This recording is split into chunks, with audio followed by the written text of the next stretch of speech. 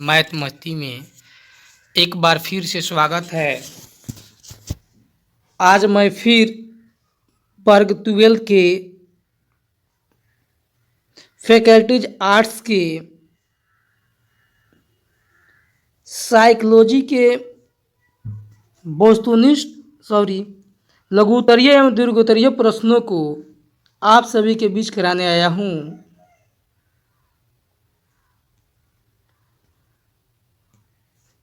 जिसका पहला चैप्टर का नाम है बुद्धि। तो गाइज हम लोग चलते हैं प्रश्नों पे। पहला प्रश्न है, बुद्धि क्या है? बुद्धि क्या है? तो गाइज इसका आंसर है, बुद्धि शब्द का प्रयोग हम अपने दैनिक जीवन में प्राय करते हैं। कहने का मतलब कि बुद्धि का प्रयोग हम लोग दिन प्रतिदिन करते हैं, रोज का रोज। इसका प्रयोग दक्षता, दूरदर्शिता, सुरक्षा और स्मरण, चिंतन इत्यादि अर्थों में किया जाता है। मतलब कि कार्यशैली किसी के अंदर कितने करने का है, किसी को मतलब देखने के लिए कितना उसका मतलब माइंड काम कर रहा है। सुरक्षा, किसी का रक्षा करने के लिए कितना मगर हम उतावले हैं। स्मरण यानी किसी चीज़ को कैसे हम याद कर रहे हैं। चिंतन यानी किसी चीज़ या किसी वस्तु के बारे में सोच रहे हैं इत्यादि।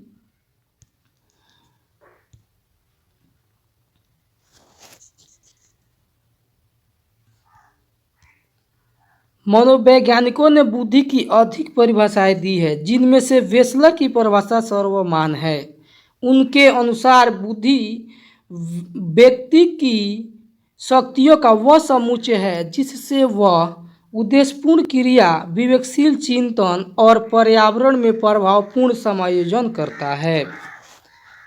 कहने का मतलब वेसलर ने अपना कथन दिया कि बुद्धि व्यक्ति की शक्तियों का वह समुच्चय है जिससे वह उद्देश्यपूर्ण क्रिया, विवेकशील चिंतन और पर्यावरण में प्रभावपूर्ण समायोजन करता है। मतलब कि जैसे ही परिस्थिति जिस अनुसार बदलती है, बुद्धि शक्तियों का वह समुच्चय है। यानी कि जिस प्रकार मनुष्य अपना शरीर के अनुसार बुद्धि मतलब उपयोग करता है, वह विवेकशील कैसे मगर उसका मतलब बुद्धि है और उसके बारे में किसी कार्य को करने के लिए कितना वे चिंतनशील है, चिंता कर रहा है, और पर्यावरण में जो क्रियाएं घटित होती है उसको करके वह कितना उसे जुड़ रहा है।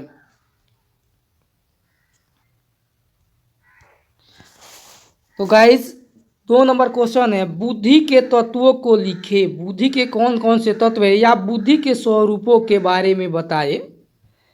तो गाइस इसका आंसर है, बुद्धि की परिभाषा का विश्लेषण बुद्धि के स्वरूप के संबंध में निम्नलिखित तथ्य सामने आते हैं। तो बुद्धि के संबंध में निम्नलिखित बातें सामने आते हैं। पहला है, बुद्धि व्यक्ति की शक्तियों का समुच्चय है। बुद्धि व्यक्ति की शक्तियों का समुच्चय है। गाइस यहाँ पे लिखा गया है जो गलत है, यहाँ शक्तियों होगा, शक्तियों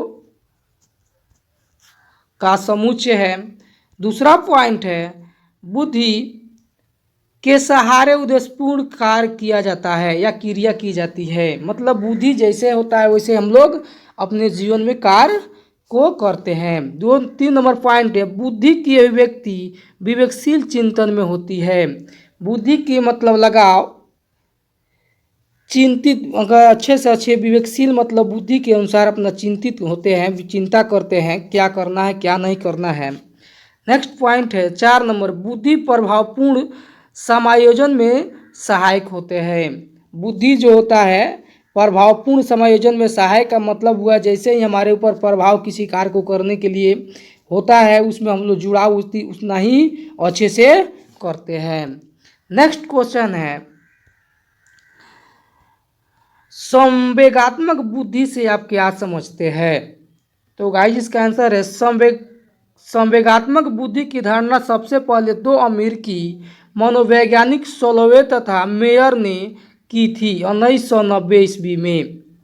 कब की थी स्लोवे और मेयर ने? 1990 ईस्वी में की थी। लेकिन इस पद का विस्तृत व्याख्या प्रसिद्ध अमेरिकी मनोवैज्ञानिक डेनियल गोलमैन ने किया। इसकी व्याख्या किसने किया? कि डेनियल गोलमैन ने, जो कहाँ के थे? अमेरिका के ही थे।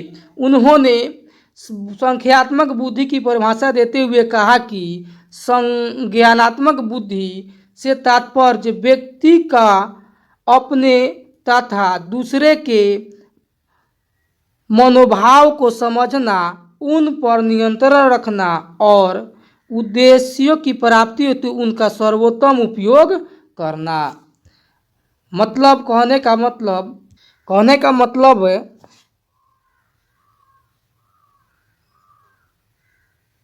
संवेगात्मक बुद्धि से तात्पर्य व्यक्ति का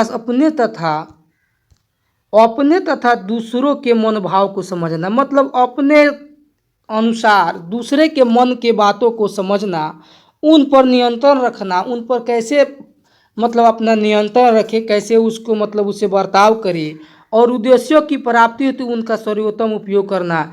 जिस प्रकार कोई अपना अपना लक्ष्य होता है, जैसे जैसे जी कार्य करने के लिए अपना अपना शैली होता है, उसके आधार पे हम लोग उसका उपयोग करना।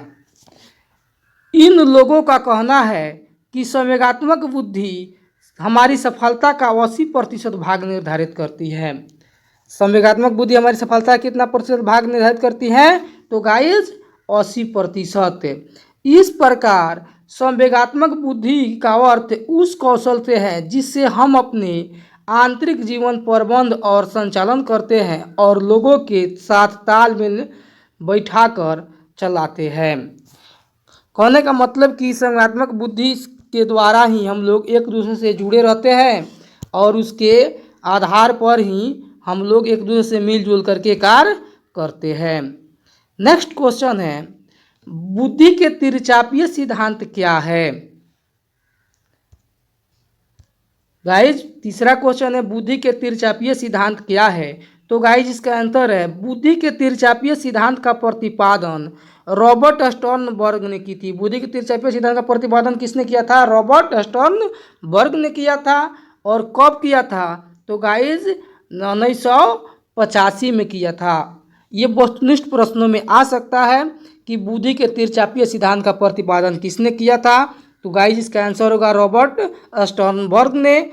और बुद्धि के तिरछापीय सिद्धांत का प्रतिपादन रॉबर्ट स्टर्नबर्ग ने कब किया था? तो गाइज इसका आंसर है 1985।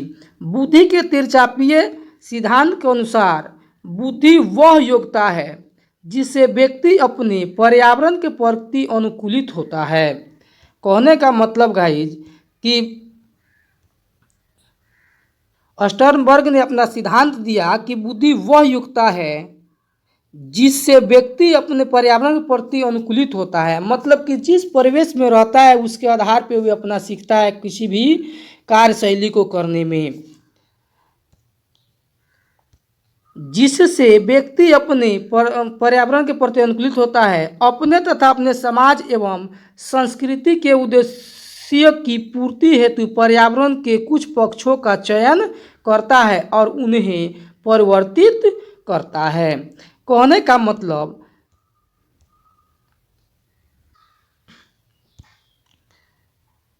तो गाइस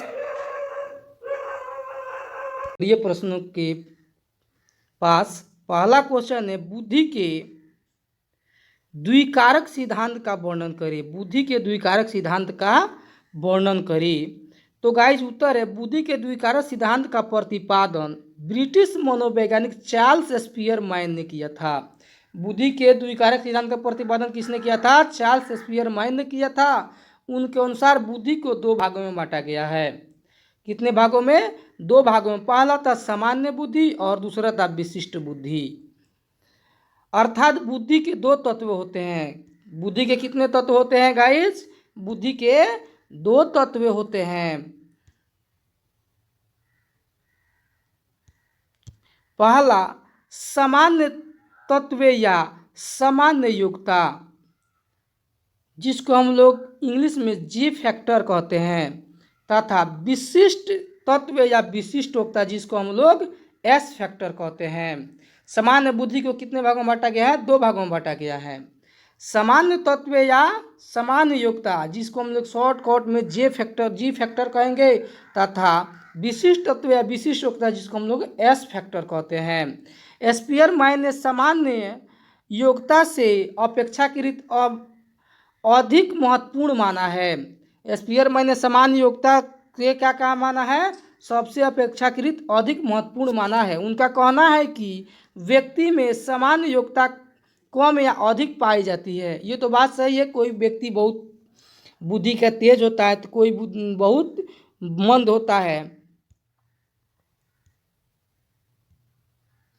यह योग्यता जन्मजात तथा एक सी रहती है। इसका उपयोग सभी मानसिक कार्यों में किया जाता है।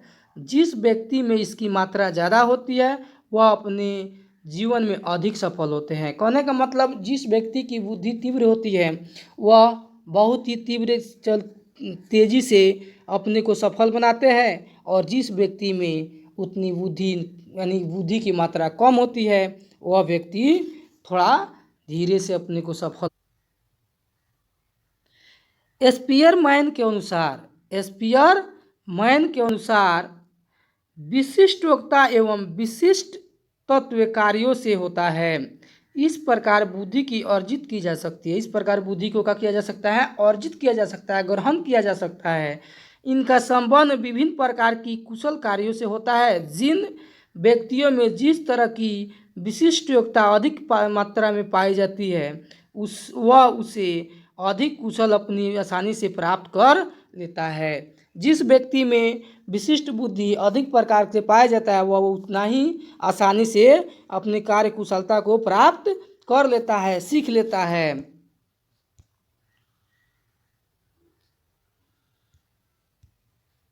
आधुनिक मनोवैज्ञानिक नियम के सिद्धांत को स्वीकार नहीं किया है।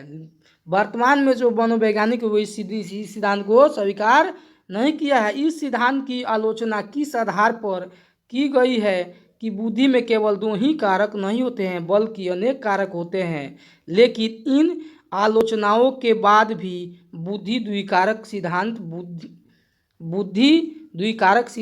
बुद्धि का प्रथम सिद्धांत है। परंतु आधुनिक मनोवैज्ञानिकों का कहना है कि ये बुद्धि 2 ही प्रकार के नहीं होते हैं। बुद्धि की सिद्धांत या बौद्धिक सिद्धांत की आलोचना निम्नलिखित प्रकार से कई प्रकार की होती है, जिसमें से उसका कारक बुद्धि का कारक 2 ही नहीं होते बल्कि अनेकों होते हैं।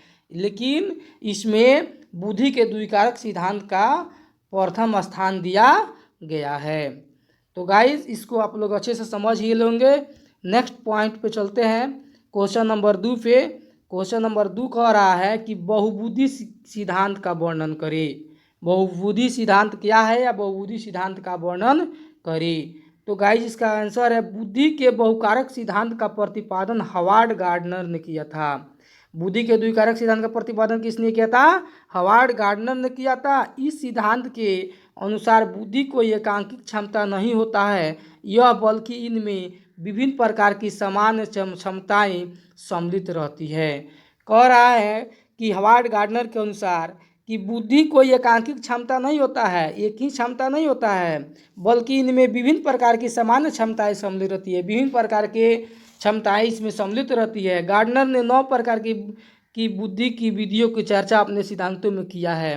गार्डनर ने कितने प्रकार के बुद्धियों की चर्चा अपने सिद्धांत में किया है? तो गाइस, 9 प्रकार के बुद्धि के सिद्धांतों की अपने सिद्धांतों में चर्चा किया है। और कहा है कि यह सभी प्रकार के एक दूसरे से स्वतंत्र है। ये सब एक दूसरे से स्वतंत्र है, परंतु आपस में अंतर क्रिया करते हैं। लेकिन एक दूसरे से ये अंतर क्रिया करते हैं और किसी भी समस्या के समाधान में साथ मिलकर कार्य करते हैं। किसी भी समस्या को क्या करते हैं? समाधान करने के लिए साथ मिलकर करते हैं। इन सभी लोगों प्रकार की बुद्धि की चर्चा निम्न बिंदुओं के अंदर किया जा सकता है। यानी कि इन 9 प्रकार की बुद्धि की चर्चा निम्नलिखित प्रकार से हम लोग कर सकते हैं। पहला है भाषाई बुद्धि, लिंग्विस्टिक इंटेलिजेंस। इस बुद्धि का संबंध पढ़ने, लिखने, सुनने, बातचीत करने, समझने आदि से होता है। जिन व्यक्तियों में यह बुद्धि अधिक होती है वे लेखनी संबंधी क्षमता का प्रदर्शन सामान्य व्यक्तियों की तुलना में अधिक करते हैं। कहने का मतलब जिस व्यक्ति में लिखने, पढ़ने, समझने, बोलने की क्षमता जब अधिक रहती है भाषा के आधार पे, तो वह व्यक्ति दूसरे व्यक्तियों की तुलना में अधिक तेजी से क्या करता है, बात को समझ लेता है, अधिक से क्षमता उसका बढ़ जाता है। नेक्स्ट पॉइंट है तार्किक गणितीय बुद्धि। तार्किक गणितीय बुद्धि, जिसको लॉजिकल मैथमेटिकल इंटेलिजेंस कहेंगे, इस बुद्धि का संबंध आर्थिक समस्याओं से होता है। तार्किक गणितीय बुद्धि का संबंध क्या होता है, आर्थिक समस्याओं से होता है। जिन व्यक्तियों में यह अधिक होती है वे किसी भी समस्या पर तार्किक चिंतन करते हैं। ऐसे लोग वित्तीय समस्याओं का समाधान दक्षता के साथ करते हैं। कहने का मतलब कि तार्किक बुद्धि के द्वारा हम लोग आर्थिक समस्याओं को हल कर सकते हैं। जिस व्यक्ति में तार्किक बुद्धि पाई जाती है या होती है वे किसी प्रकार की समस्या पर चिंतन करते हैं, सोचते हैं, और ऐसे तार्किक बुद्धि वाले व्यक्ति एक भारी से भारी, अधिक से अधिक मात्रा में जो भी समस्या है उनके ऊपर आती है उसका वो दक्षता से हल कर लेते हैं। नेक्स्ट पॉइंट है आपका 3 नंबर,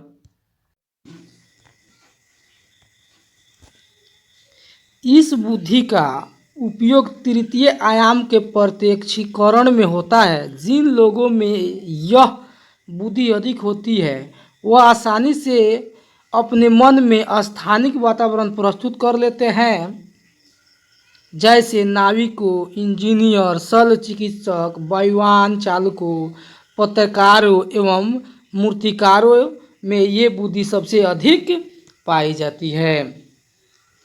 कहने का मतलब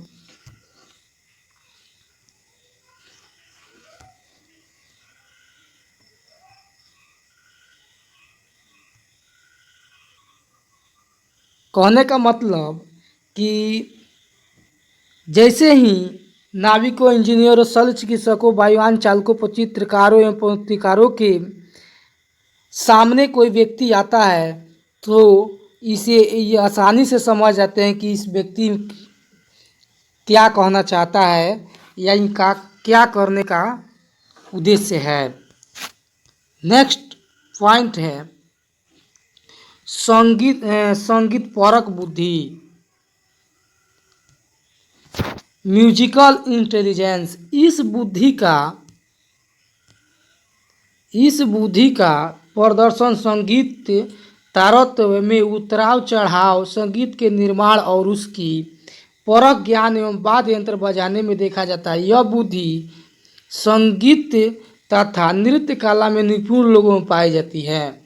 कहने का मतलब इस बुद्धि का संगीत परक बुद्धि का पहचान संगीतज्ञ और नृत्य कला करने वाले लोगों में पाया जाता है।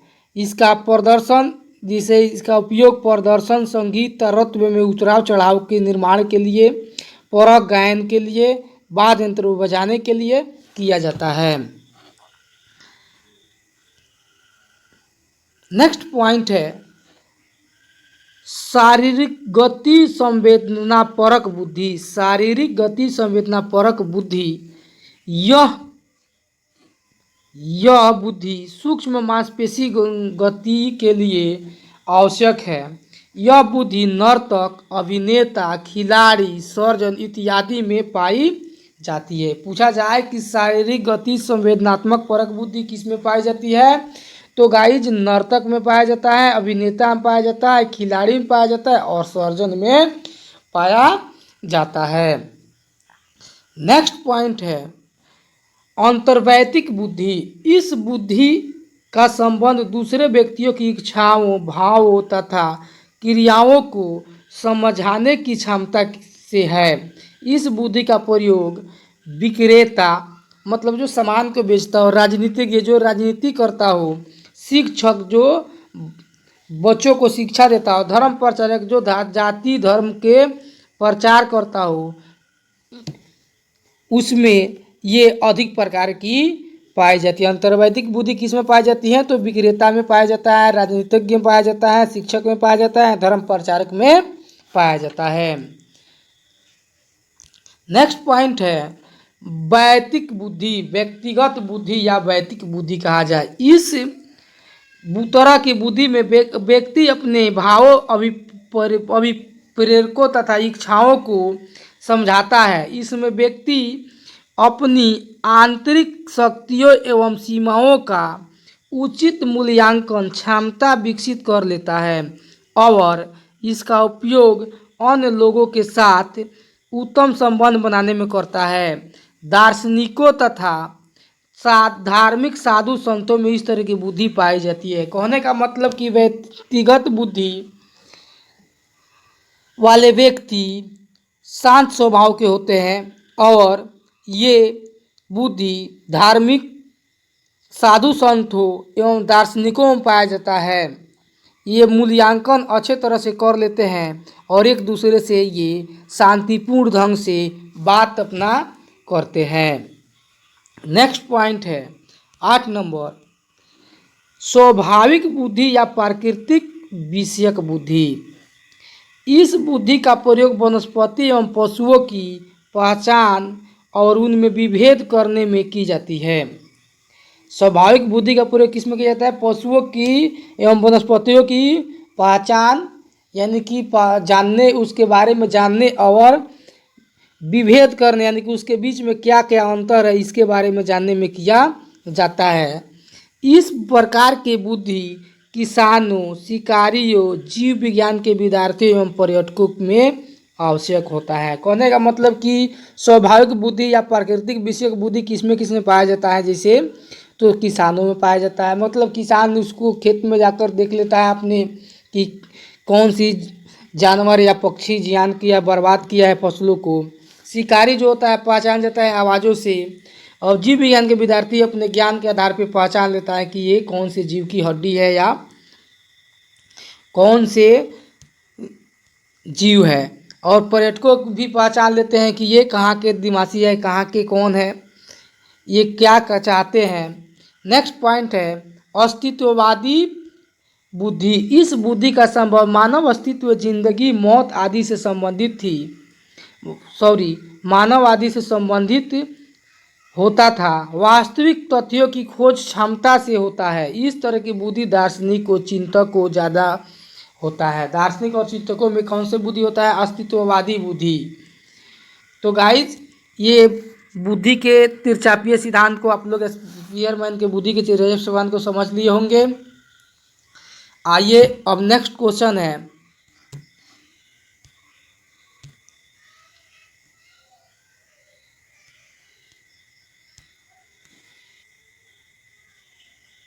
तो गाइज बुद्धि के बहुकारक सिद्धांत को अच्छी तरह से समझ लिए होंगे, या हार्वर्ड गार्डनर के सिद्धांत को अच्छी तरह से समझ लिए होंगे कि हार्वर्ड गार्डनर के अनुसार बुद्धि 9 प्रकार का होता है। अब गाइज हम लोग को जानना है बुद्धि के तिरछापीय सिद्धांत को, किस प्रकार तिरछापीय सिद्धांत बुद्धि को समझने में हमारी सहायता करता है। तो गाइज इसका उत्तर है बुद्धि के क्षेत्र में मनोवैज्ञानिकों द्वारा अनेक सिद्धांत प्रस्तुत किए गए हैं, मगर बुद्धि के बारे में बहुत सारे मनोवैज्ञानिकों ने अपना अपना सिद्धांत दिया है, जिनमें से तिरछापीय सिद्धांत महत्वपूर्ण है। लेकिन सबसे अधिक मान्यता तिरछापीय सिद्धांत को दिया गया है। इस सिद्धांत का प्रतिपादन रॉबर्ट स्टर्नबर्ग ने 1985 ईस्वी में किया है। बुद्धि के तिरछापीय सिद्धांत का प्रतिपादन किसने किया था? तो रॉबर्ट स्टर्नबर्ग ने। और कब किया था? तो 1985 में।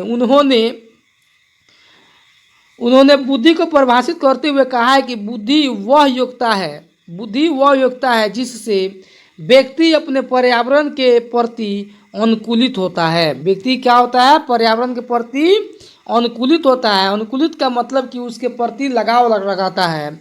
अपने तथा अपने समाज और संस्कृति के उद्देश्यों के पूर्ति हेतु पर्यावरण के कुछ पक्षों की चर्चा करता है और उन्हें परिवर्तित करता है।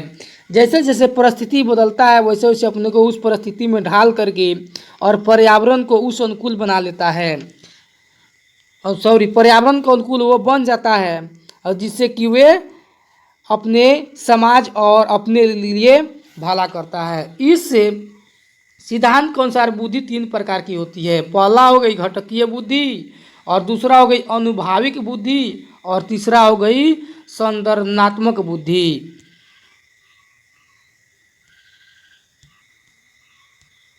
तो गाइस पहले पॉइंट को हम लोग जान लेंगे घटकीय बुद्धि के बारे में, यानी कंपोनेंट्स ऑफ थ्योरी। घटकीय या विश्लेषणात्मक बुद्धि द्वारा, घटकीय बुद्धि को क्या कहा जाता है? विश्लेषणात्मक बुद्धि द्वारा व्यक्ति किसी समस्या का समाधान करने के लिए प्राप्त सूचनाओं का विश्लेषण करता है। मगर कोई भी समस्या आता है उसके बारे में एक निचोड़ निकालता है और उस निचोड़ के आधार पर अपना समस्या का हल करता है। जिन व्यक्तियों में यह बुद्धि अधिक होती है किसी विषय पर विश्लेषणात्मक तथा आलोचनात्मक ढंग से सोचते हैं। जो भी उसके समस्या होता है उसके बारे में वो पूर्ण रूप से शांत मौन होकर के उसके बारे में सोचता है और विद्यालय में सफलता प्राप्त करते हैं, और अपना क्या करते हैं उसके बारे में किसी भी सब्जेक्ट में या किसी भी थ्योरी में अगर सोच करके उसको हल करता है तो उससे क्या होता है? उसको सफलता मिलती है। इस बुद्धि के भी 3 अलग घटक होते हैं जो अलग अलग कार्य करते हैं। पहला घटक वह है जिसके माध्यम से व्यक्ति ज्ञान उपार्जन करता है। पहला घटक कौन है? जिसके माध्यम से लोग क्या करते हैं? ज्ञान को अर्जित करते हैं, अपने अंदर ज्ञान को ग्रहित करते हैं। दूसरा घटक एक उच्च स्तरीय घटक होता है जिसके द्वारा व्यक्ति योजना बनाता है। मगर दूसरा घटक है कि जिसके द्वारा व्यक्ति योजना बनाता है कि हमको क्या करना है, कि उसको क्या करना है और कैसे करना है। तीसरा घटक ये है कि वह तीसरे घटक के माध्यम से कार्य निष्पादन करता है और लास्ट डिसीजन में पहुंचता है कि हमको ये काम कर लेना है। दूसरा नंबर पॉइंट है अनुभाविक बुद्धि, एक्सपेरिमेंटल सब थ्योरी। इस बुद्धि को संरचनात्मक बुद्धि भी कहा जाता है। अनुभाविक बुद्धि को क्या कहा जाता है? संरचनात्मक बुद्धि कहा जाता है, जिसके द्वारा व्यक्ति किसी नई समस्या के समाधान हेतु अपने पूर्व अनुभव का संरचनात्मक रूप से उपयोग करता है। जिन लोगों में यह बुद्धि अधिक होता है वह अपने पूर्व अनुभव के आधार पर किसी समस्या का समाधान करते हैं। तो गाइज क्या होता है कि जिन व्यक्तियों में ये बुद्धि पाई जाती है सृजनात्मक संरचनात्मक बुद्धि या सृजनात्मक बुद्धि या अनुभाविक बुद्धि, तो ये क्या करते हैं? किसी भी समस्या पर क्या करते हैं? सोचते हैं और सोच करके उसको समस्या का क्या करते हैं? हल निकाल ही लेते हैं। नेक्स्ट पॉइंट है संदर्भनात्मक बुद्धि। संदर्भनात्मक बुद्धि या व्यवहारिक बुद्धि वह बुद्धि है जिसके द्वारा व्यक्ति अपने दिन प्रतिदिन जीवन में वातावरण के साथ अपने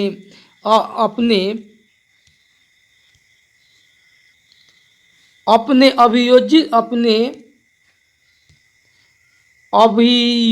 करता है। यही व्यवहार बुद्धि व्यक्ति के व्यवहार पर सामाजिक प्रदान करता है। जिन लोगों में यह बुद्धि अधिक होती है वह अपने वातावरण में शीघ्र अनुकूलित हो जाते हैं या अपनी आवश्यकताओं के अनुरूप पर्यावरण में वांछित परिवर्तन कर लेते हैं। ऐसे व्यक्ति अपने जीवन में सफल होते हैं। कहने का मतलब परिस्थिति के अनुकूल संरचनात्मक बुद्धि में व्यक्ति क्या करता है? अपने को बदल लेता है और बदल करके अपने को उस परिस्थिति के लायक, उस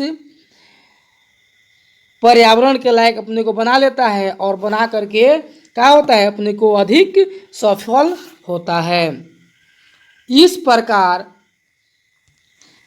प्रकार स्टर्नबर्ग का त्रिचापीय सिद्धांत बुद्धि का एक प्रमुख सिद्धांत है। तो गाइज आप लोग अच्छे से समझ लिए होंगे। आइए हम लोग चलते हैं 4 नंबर क्वेश्चन पे। किस सीमा तक हमारी बुद्धि अनुवांशिकता और पर्यावरण का परिणाम है? तो गाइज इसका आंसर है बुद्धि के विकास में अनुवांशिकता की भूमिका अधिक है। बुद्धि के विकास में किसकी भूमिका अधिक है? अनुवांशिकता की। पर्यावरण की इस संबंध में मनोवैज्ञानिकों ने काफ़ी मतभेद रहा है। कुछ मनोवैज्ञानिक ऐसे हैं जो बुद्धि को अनुवांशिकता की देन मानते हैं। कुछ वैज्ञानिक कहते हैं कि बुद्धि क्या है? अनुवांशिकता की देन है।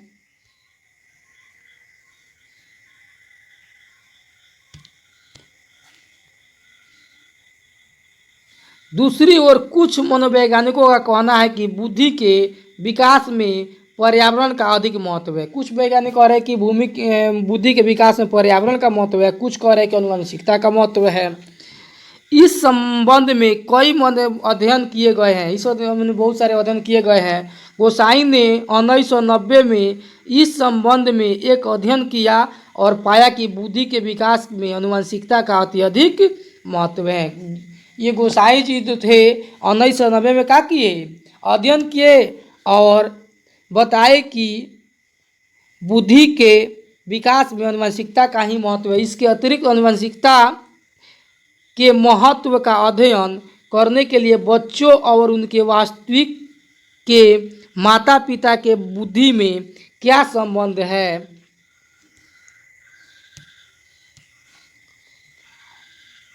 इसका भी अध्ययन किया।